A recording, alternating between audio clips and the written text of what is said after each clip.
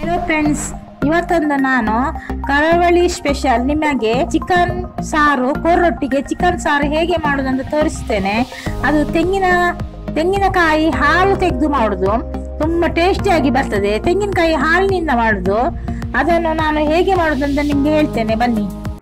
ಈಗ ಮೆಣಸು, ಗಿಡ್ಡ ಮೆಣಸು ಒಂದು 3, ಬ್ಯಾಡಿಗೆ ಮೆಣಸು ಒಂದು 10-12 ಹಾಕಿ, ಕೊತ್ತಂಬರಿ ಒಂದು 2 ಟೀ ಸ್ಪೂನು, ಜೀರಿಗೆ ಸ್ವಲ್ಪ, ಮತ್ತೆ ಗರಂ ಮಸಾಲ, ಚಕ್ಕೆ, ಲವಂಗ, ಮರಾಠಿ ಮೊಗ್ಗು ಅದೆಲ್ಲ ಸ್ವಲ್ಪ ಸ್ವಲ್ಪ ಹಾಕಿ, ಮತ್ತೆ ಕಾಳು ಮೆಣಸು 1 ಟೀ ಸ್ಪೂನು, ಮತ್ತೆ ಬೆಳ್ಳುಳ್ಳಿ ಒಂದು 5-6 ಎಸಳು ಹಾಕಿ, ಮತ್ತೆ ಒಂದು ನೀರುಳ್ಳಿ ಅದನ್ನು ಇದಕ್ಕೆ ಫ್ರೈ ಮಾಡ್ಲಿಕ್ಕೆ, ಮೆಣಸಿನೊಟ್ಟಿಗೆ ಫ್ರೈ ಮಾಡ್ಲಿಕ್ಕೆ, ಕರಿಬೇವು ಸ್ವಲ್ಪ.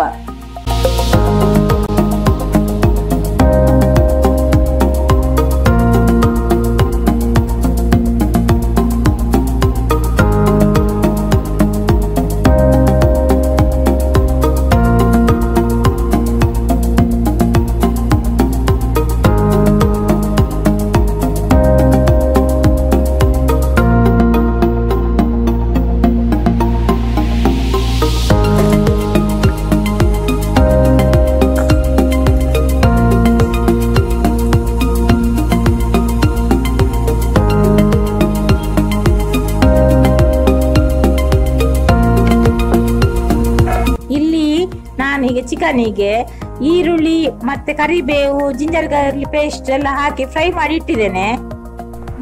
ಈಗ ಚಿಕನ್ ಅನ್ನು 20 ನಿಮಿಷ ಬೇಯಲಿಕ್ಕೆ ಬಿಡಿ. ಈಗ ಅದಕ್ಕೆ ತೆಂಗಿನಕಾಯಿ ಹಾಲನ್ನು ಆಡ್ ಮಾಡ್ತಿದ್ದೇನೆ.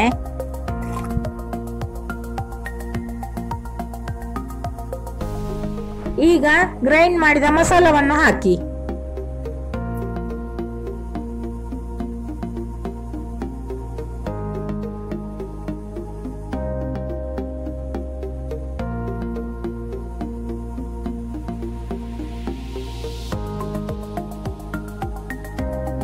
ಈಗ ಕೊರ್ರೊಟ್ಟಿಗೆ ಚಿಕನ್ ಸಾರು ರೆಡಿ ಆಗಿದೆ.